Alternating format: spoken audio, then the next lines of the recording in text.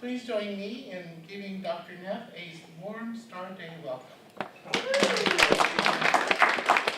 And Dr. Neff, before you get started, this is on behalf of the Star Day Committee and our participants for today. Well, thank you. I'm just going to put this over here so I don't knock it when I get real excited. Well, there's not a large group here, so we should be intimately acquainted by the time we're done. Stand over here since most of the group is here. Chores. Yes. So I thought I would tell stories and ask you to share some of yours with me as we went through discussing how we have learned, each of us individually and as a group, about collaboration. Now, I learned about collaboration on the family farm growing up in Idaho. This is where I grew up. This is ancient history for many of you. I mean, this is, you can see the photo is washed out. That's because it was taken that many years ago, right? And a couple of things I want to point out to you as we begin this discussion is that this is an operating dairy farm in southern Idaho where there's a lot of hay that has to be moved, a lot of cows in this corrals that have to be milked.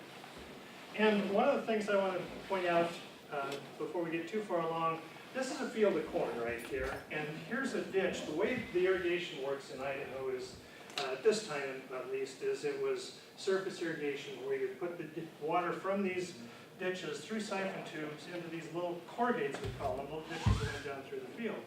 And this piece here, I'm going to talk about later, this open area would be disked 3 or 4 times a season, and those corrugates would all have to be shoveled out again. So that's a little bit of background. We're going to talk about Idaho from my perspective. When you think of your growing up years, it's going to be different. Mitzi, Kentucky, right? I'm so proud of you. There we go. So it's not Idaho, but you know, it's... Jody always says Kansas. So you all have a place you grew up, and you'll have some things that are kind of similar to what I'm going to talk about. Since I grew up in Idaho on a dairy farm, I'm going to talk about milking and feeding cows and hauling hay. That'll be one of the first things. The irrigation, the tractor work, and then some other chores. Now you have to also know that I'm the oldest of 10. I had 5 younger brothers and 4 younger sisters. And there's really kind of 2 families there. I have 4 younger brothers and then a sister. And those 5 older brothers then, we all did this kind of stuff. And the sisters grew up in a different household. I don't know what they did. So when I talk about some of these things, I'm talking about those 5 older boys that really worked on this. Now, when you have to milk, feed the cows, and hauling hay, it starts in the barn. And this is the old barn back then. 4 cows on a side, and you have to milk, and it's nice and warm in there, and it's wet, and it stinks, and there's flies, but it's inside. The other part of the chores that had to be done was outside. You had to feed the cows, and so you have these issues with driving the tractors with the feed in them, and getting the hay into the manger and that kind of stuff. So there were really a couple of issues. One, I had a brother who hated milking cows. He did not want to milk cows. I had another brother that just as soon would not like to haul hay. My job as the oldest was quite often to get the chores done, to get the milking done and the hay hauled. So I needed to work within these preferences and the avoidance issues. Some of those brothers wanted to avoid work at all costs, whether it was in the barn or outside. Did that happen in Kentucky? Yeah, so it's not that different. A lot of you will have that kind of experience growing up.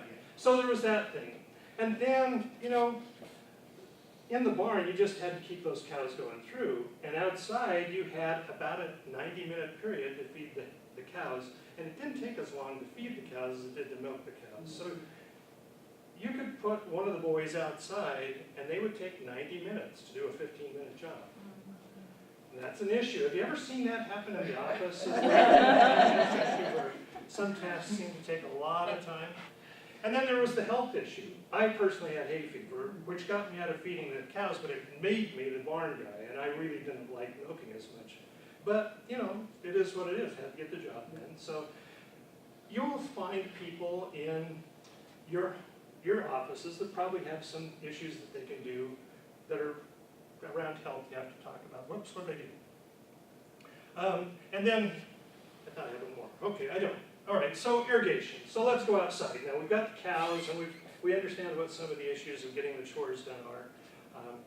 So outside, yeah, the corrugates. So you take this water out of this ditch, which runs right up here, and through these little siphon tubes, and then you have to build these little ditches down through here. They're called corrugates. And that's about a 20-foot dig, 3 times a year, every field, every row. So this could take, in this field here, there's probably, 300 of those that have to be dug out. And so I've got a crew. As the oldest, I'm 12. I have a brother that's 10, one that's 8, one that's 6. That's my crew, right, at this time. And so the technology helps. We have this corrugate opener. This is great. You can put this on the back of a tractor. This thing turns around and it actually opens the corrugates for most of this 20-foot stretch. But there's a little bit at the top and a little bit at the bottom that has to be dug out still. So who do I put on the tractor? Got to have somebody that can drive the tractor, right? So it has to be one of the older ones. And then I've got to dig this thing. So there's a couple of issues associated with this. First of all, you have to have enough expertise to drive the tractor. You have to have enough expertise to do access database, or it's just not going to get done. We've seen that before. And then that 6-year-old is just not very good at shoveling. He's there mostly to learn how to work, right? And sometimes you just send him to go, go over there and move that clod kind of thing. There's not a whole lot he can do. All of us had a problem with resilience. How long can you keep at it, right? And this is, you're looking from one end of the field to the other. You can see 300 corrugates down there. We're going to go that far. Is it lunchtime yet? No. Have you ever seen some of those issues in an office where resilience does crop up? Okay, and then we have the cultivating the beets, the tractor work. Now this is a different kind of job.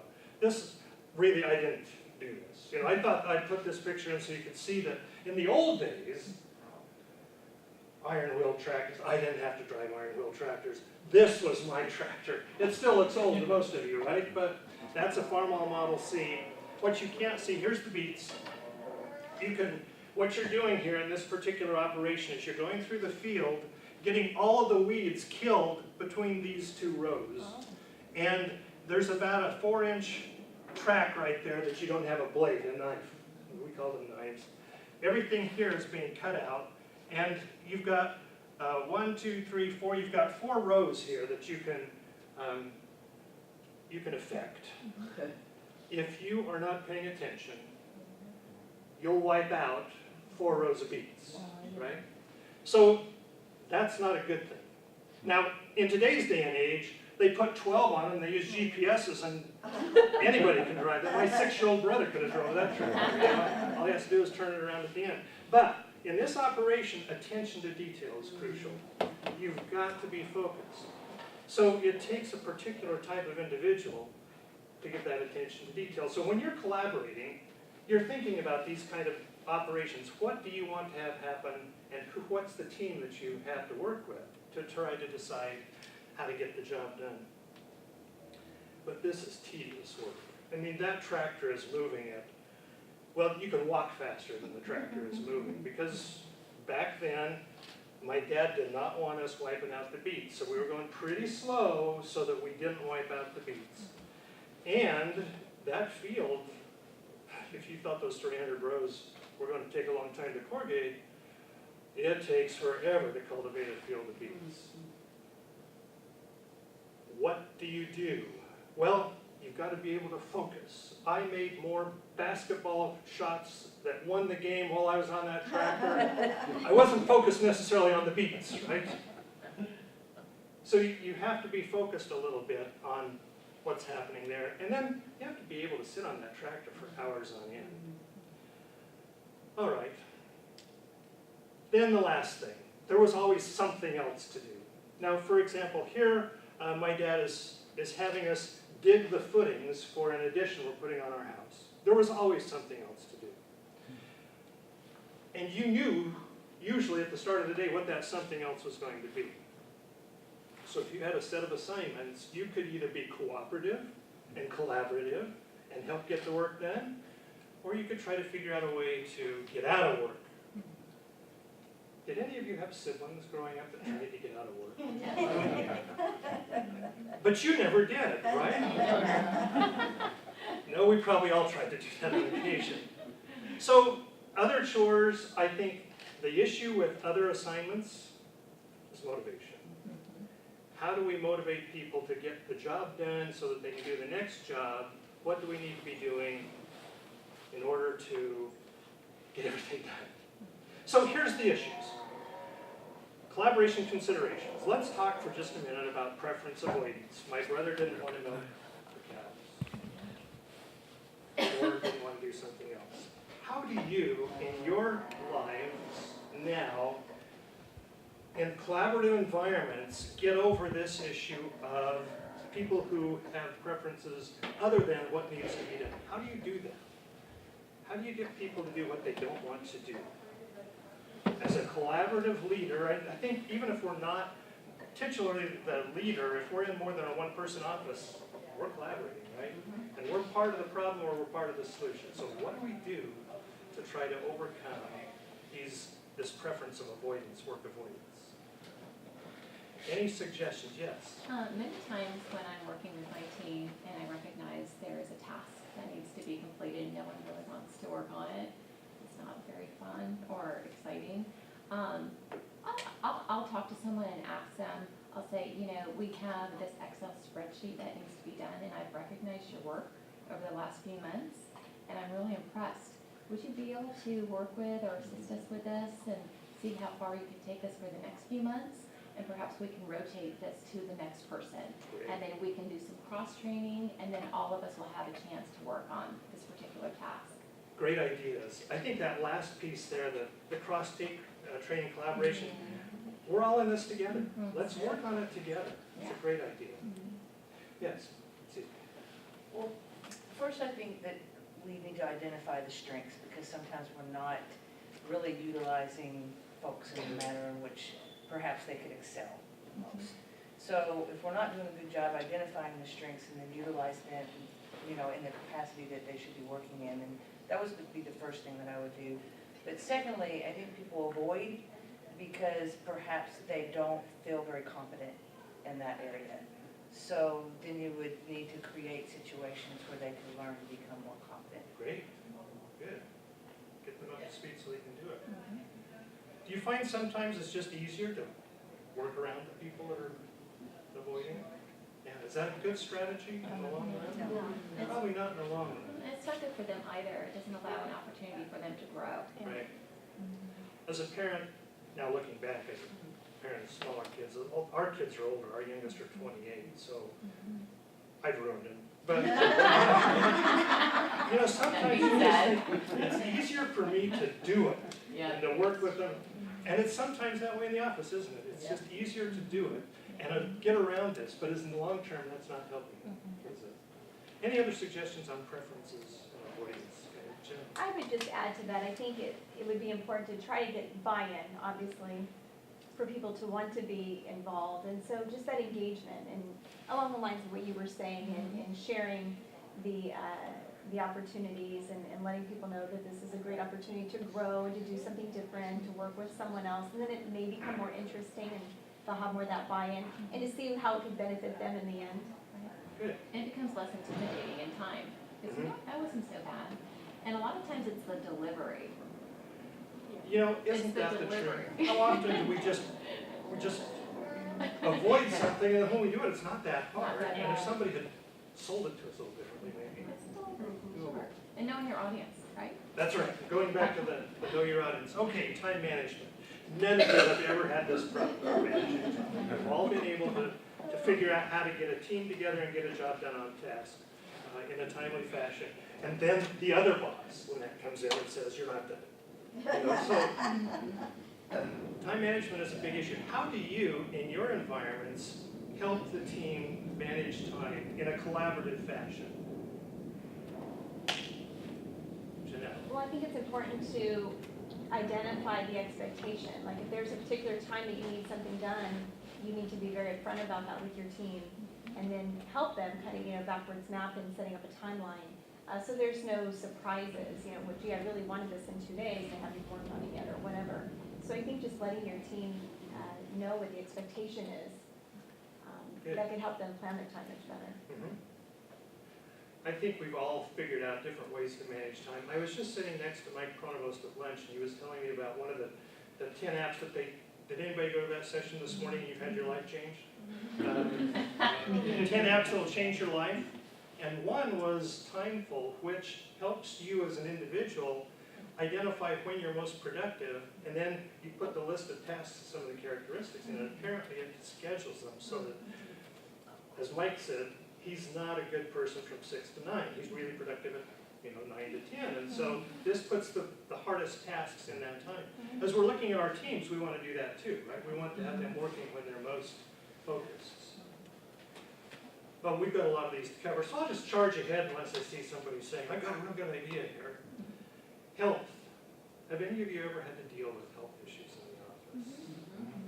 Isn't that really a downer when somebody can't work at their full potential? You want to make them feel valued, you want to make them feel that they're doing their part, but everybody else is filling in behind them. What do you do to try to get that result? Maybe we ought to talk to the Dean of Health and Human Services. I bet you she has some real good ideas. I just called to the provost's office. And asked for some additional funding to be able to, backfill. But sometimes, depending on the extent to which someone's going to be out, what's practical for short term. But if it's longer term, knowing that, assuming that people's plates are full already, so what comes off in order for someone else's work to come on. So we've looked at how to be able to bring in someone temporarily to fill the gap, or in certain circumstances be able to seek approval to authorize some additional pay to compensate for that additional piece that folks are taking on. Good. What I find at the university is that the university community is most helpful. I mean, when they see somebody that needs something, you see what is that called, the catastrophic leave request, when people, and you see people just donating that. They want to help other people, and they want to help them in the office as well. So I think help is maybe not as hard to deal with. Just if we can get the extra resources, we can probably do it, because people are really helpful. Yes? I also think when it comes to health, everybody should be able, there should be somebody to help whoever the lead is. So when that person is out, it makes life Goes easier. back to the cross-training. Everybody should have that backup. Absolutely. Good point. And just have that one person. Expertise. Some of those guys could drive tractor really well, and some you wouldn't want to trust on the tractor yet, right? And you've probably got some of that. So what do we do to develop expertise in a collaborative environment? Because we want everybody to get there, right? Pam's probably not going to give a complex macro-driven spreadsheet to just anybody, I'm guessing. We want to make sure that they're not destroying the macro. Well, if you wrote it right. So how do you do that? How do you handle the issues of expertise as you're trying to develop a team and be collaborative? I think many times if you're, say for example, you're a new leader within an organization and you take the time to observe and listen and you start to recognize the skills and abilities from each individual, and within a period of time, you're able to recognize where each person would work well within, say for example, the next large event. Mm-hmm. And I think that's a matter of time and experience. And you will find what the expertise is with each individual. So when you're on a farm, there's a lot of empty ground. And you can send one of these kids down through a field with a tractor and you're not worried too much about it. Just get it from here to there. Even if they go like this, it's okay. They're developing that expertise. But by the time they get to cultivating beets, they've got to be able to go that straight route. Same thing with our people. We can give them a document and say, please edit this document with these changes, and you give them the changes and they can put that in. They don't have to produce the whole document the first time. So on and so forth. Physical strength is not really an issue most of the time in our offices, I don't think. Oh, maybe it is in Jim Paul's office because they have to restrain angry students who want the money, financial aid. Yeah. But usually not, right? And so we're talking about mental strength and developing that. And we hopefully hire people at the level that's close to where we want them to go. I'm not going to spend a lot of time on that one. But how about resilience? You know, the long term.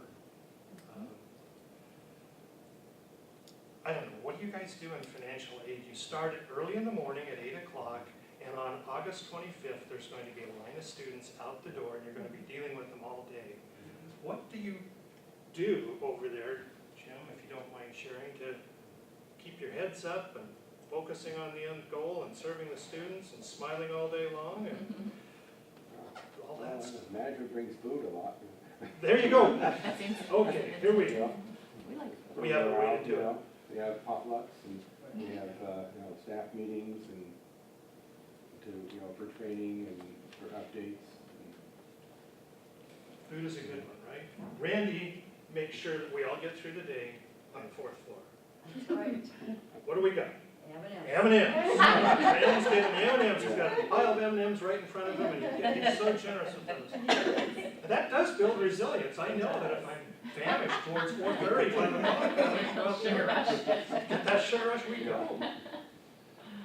Building resilience is not an easy thing to do, but food is a great way to do it. What else do you do to build resilience, Janelle? Well, I think when you're part of a team, this is when it's really important to let people know how much you appreciate the work that they're doing. To take that time in the day to stop and say, thank you for the M&Ms, I really appreciate it. Or thank you for helping those students standing in line, and just taking that time to recognize the hard work of everyone. That's good, good point. All right. Okay, we'll go to the next one, attention to detail. Most of us work in operations where attention to detail is crucial. This is not necessarily going through a field with a 4-inch cultivator and killing beets. You know, we're not destroying our livelihood, but whose are we destroying? There's somebody that's being impacted if we're not giving attention to detail. How do we collaborate together in teams to make sure that we all get the job done and focus on attention to detail? I really like my new job. You know, Lynette gives me something to do, and I can pretty much tell somebody else to do a lot of it. You know? and they have to do the attention to detail. But not always. She holds me accountable for some of these things, and then I have to focus on the attention to detail. From our perspective in my office, we have outstanding staff. You know, I've worked with Lorraine now for a number of years, and she is just meticulous. You've probably all found people like that. How do you develop the next Lorraine? How do you develop the next Randy? How do you develop the next Kathy? What are we doing? In a collaborative environment, to have them share their strengths with the new people in the office. Got any ideas? In the offices you're in, are you seeing your managers do something that's effective, that works to help us focus on the detail? Yes. Well, what I've done in our particular staff with a communications team, we have a communications lead, which is a coordinator, and now she has an assistant. Early on, before she had an assistant, I recognized that this particular individual is more of the historian within this organization because she's been there for 7 or 8 years. So she understands everything about the Office of Community and Economic Development. She recognizes all the detail about the California Partnership like nobody else, or at least no one else would be in the office for a period of time to where they'd want to share that information. And there was a day in which I called her into my office. I said, you know, I'm impressed by the way you're able to share the stories of this organization. How would you feel if there would be a period of time to where we have 2 or 3 new people, and maybe you can share that story with them? And so they understand the foundation of the history. It's so easy for us to say, oh, go to this website and click here and click there, and that's what it's all about, because everyone's so fast, quick. But that right there, that's an internal customer service. And there's that personal touch. That's a great And I think idea. that's important. How do we learn best? Story. That's right, storytelling. And so the storytelling can really help us with our attention to detail. Good. Good. Okay. how do you deal with repetition boredom? The idea that you started at 8 and you're still doing the same thing at 4:30, and tomorrow looks like the same. Oh, and by the way, Monday is more of the same, right? Because we've got this job and we're not, how do you deal with that? Yes, Professional development. it's a good thing. Get them out of the office occasionally. Send people away to help develop them. Good. Laughter. Laughter. That's a good one. Creating an environment that people want to be part of and be there. Yeah, I just shared with the provost earlier today, well, I actually had Jim Marshall share it because I wanted to do it. I thought if Jim suggested it to the provost, might happen. So they had their, I think it was NK, anyway, one of the recent accreditation teams, on-campus accreditation teams, they successfully completed it. Now, that can be, we're going to talk about accreditation in a little while, and that can be really boring kind of stuff if you do it. But if you get it done, what kind of, what can you do for these people that did so well on it? So Jim Marshall, were you part of this, Janelle? They put everybody on a train, took them to Hanford, to Superior Creamery? I Look at that. Oh, I missed that. He didn't invite me and all you guys went. I was rooting for you, I didn't get to go. You heard about it. I had ice cream for everybody. I had ice cream for everybody. Well, the way Jim Marshall explained it is they ate like pigs. No. Got back on the train and came back. How fun. There was a long period of, it was tedious. It was probably getting boring. But then at the end, there was this excitement. Do you think they'll look forward to doing this next time? Everybody on that team? So think about what's the next thing we're going to do? Yeah, what's the next thing? Okay, and the mental abilities, the focus part of stuff. I think we'll just kind of skip that one. I don't want to talk about mental abilities. We're getting towards the end of the day. 3:30 is coming, I can see that. Physical abilities, not so much. And then the motivation kind of thing. All right, so we're in a team and we're collaborating to get a job done. In my classes, as an economist, I talk a lot about the free rider problem. What the students want to do, the minimum work possible. Believe it or not, some of these students who pay $3,000 a semester want to get out of here with as minimal work effort as possible. I just can't understand it. I would tell them, you want to get as much out of this as possible, put your effort into it. No, I'm really not that interested. I'm not motivated at that. So they're trying to, on a team project, they're trying to get everybody else to do their work for them, right? So how do we overcome the free rider problem in our offices? What do we do to make sure that everybody contributes? Well, they've got to be motivated in some fashion. Points work for students. If you're going to get points, then they're going to be involved, right? Points don't work in the office. An extra M&M, probably not going to do it. Sorry, Randy. What motivates members of your team? What can you do in the office, in the short term, rather than the long term? The long-term trip to Hanford would be great, right? But what do you do in the short term to get people motivated? I'm going to go back and refer to something I heard this morning from President Mary Castro when they talked about authentic relationships. Because I really believe when you have those good relationships in your office, people are more motivated to work. They're more motivated to be a part of the vision and mission that you're trying to carry out. And without those, you can lose morale really quickly. I could and I think, as before when I talked about a caring environment, I think people don't want to force other people, by and large, they don't want to force other people to take extra work on it. There are some bad actors. They need to be schooled. Figure out how to do that. Go back to their, That's a good one. You have other ideas? I think it's just that intrinsic motivation that comes from the relational piece, but sometimes it can be part of the fun. Sometimes you need some of those externals, whether it be the M&Ms, the thank you lunch, it's gonna be a busy day, here's your hydration, your bottle of water, and your granola bar, and.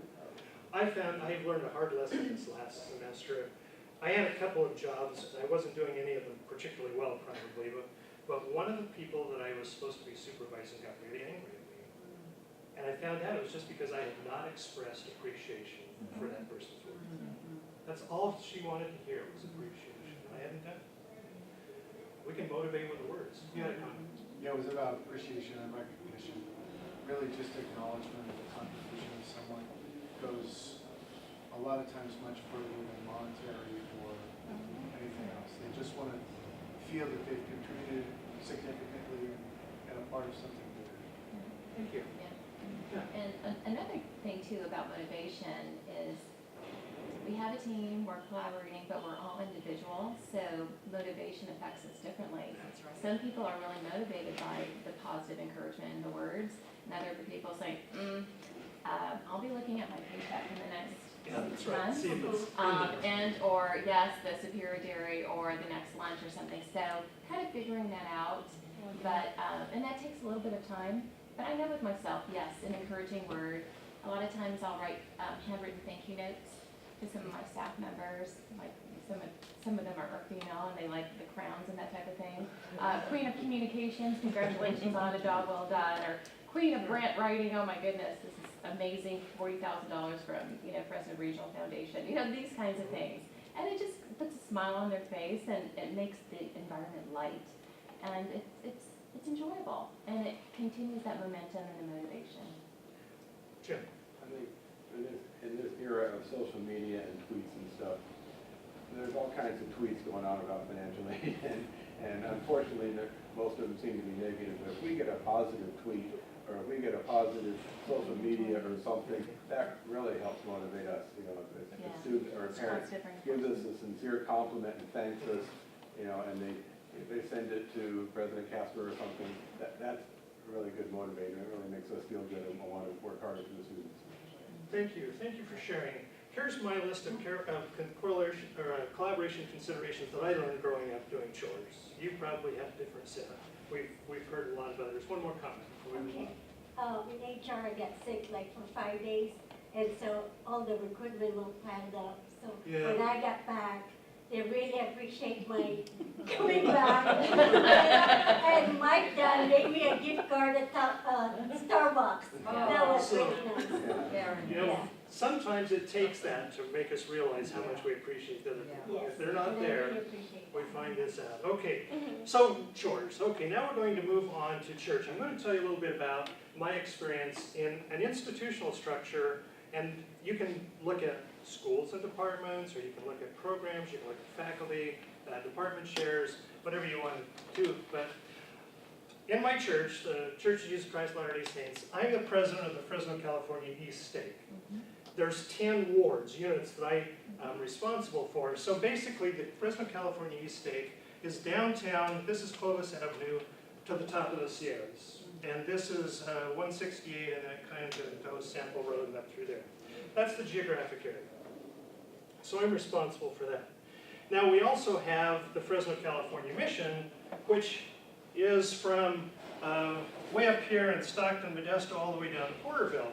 And the mission president, he's working with 11 stakes, like there's 10 other stake presidents I work with him. And he has about 200 missionaries. Now you've seen, and 22 of those are in my area, all right? So we've got these two very different organizations.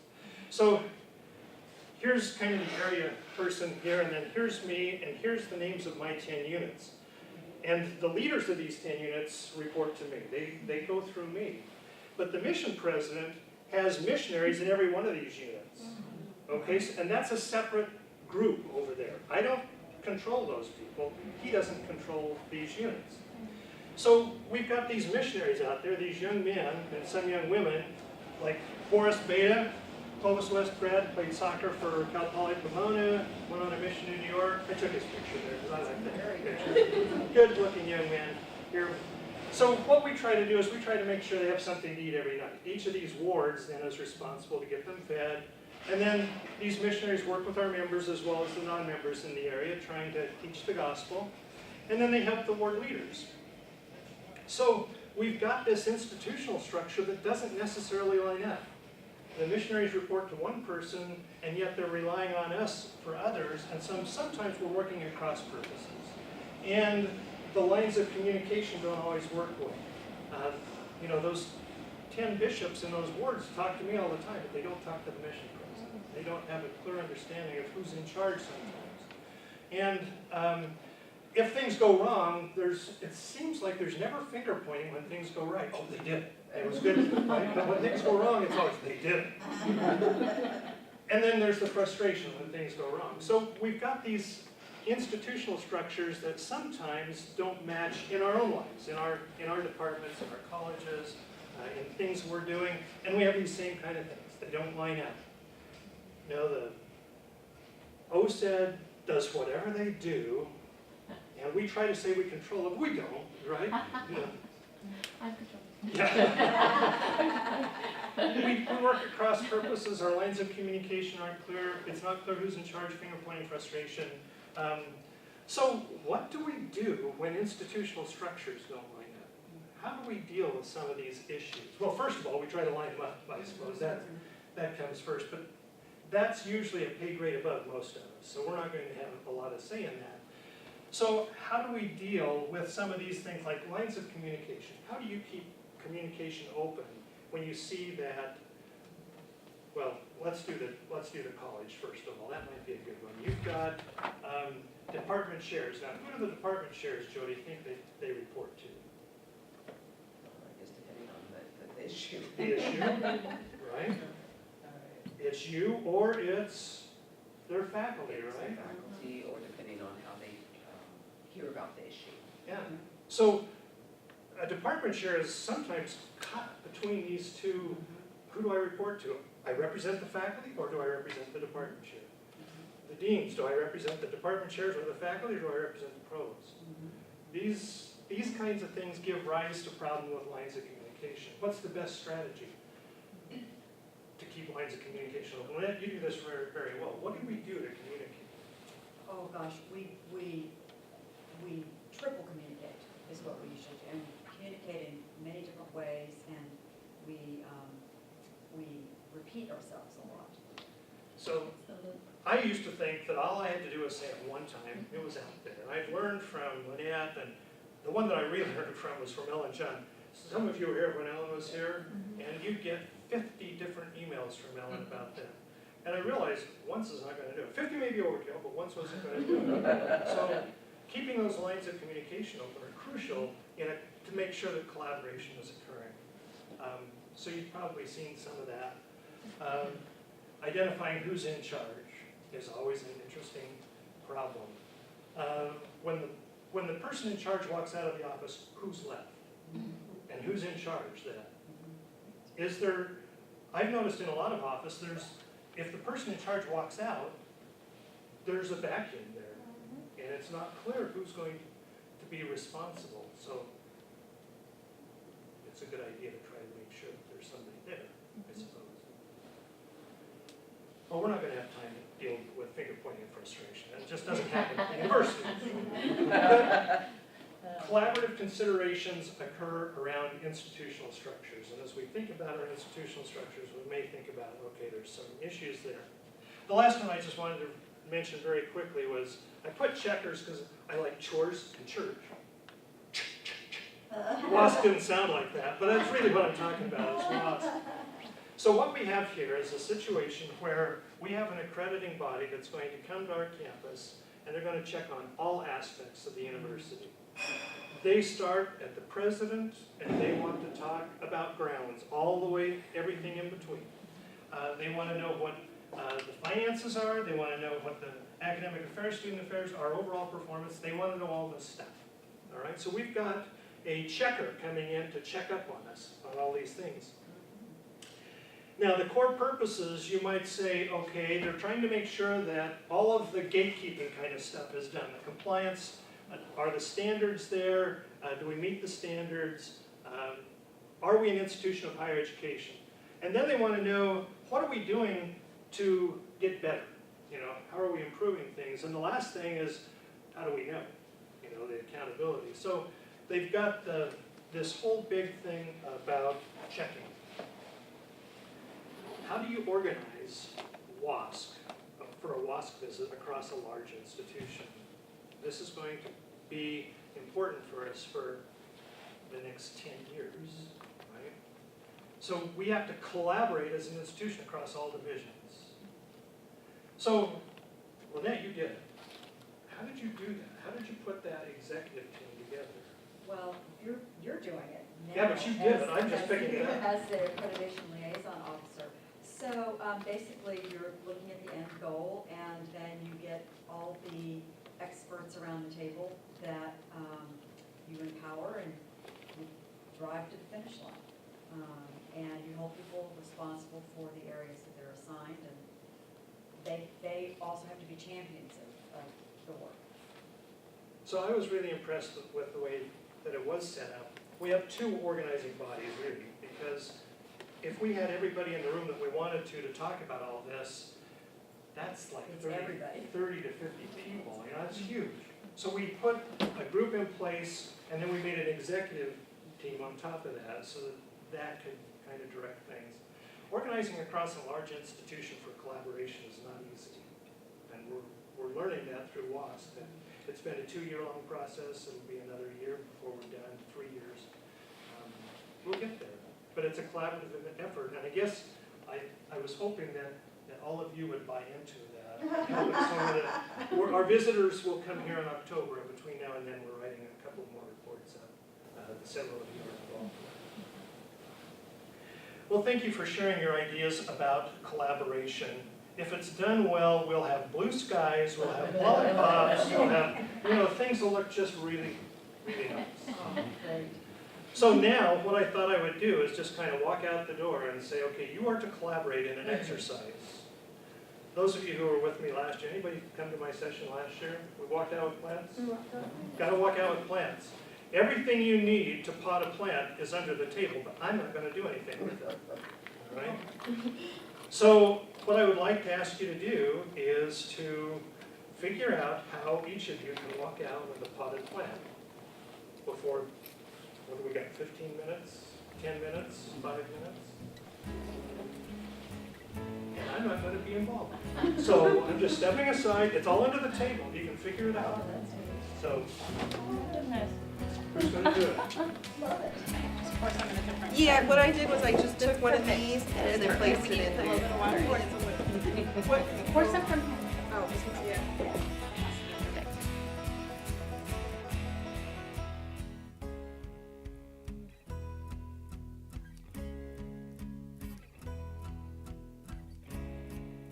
Making a little bit of a mess.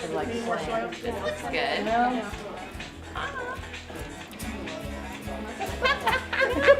Good seeing. beautiful again. Okay, I almost feel like I need scissors. Recovering perfectionist. Perfect.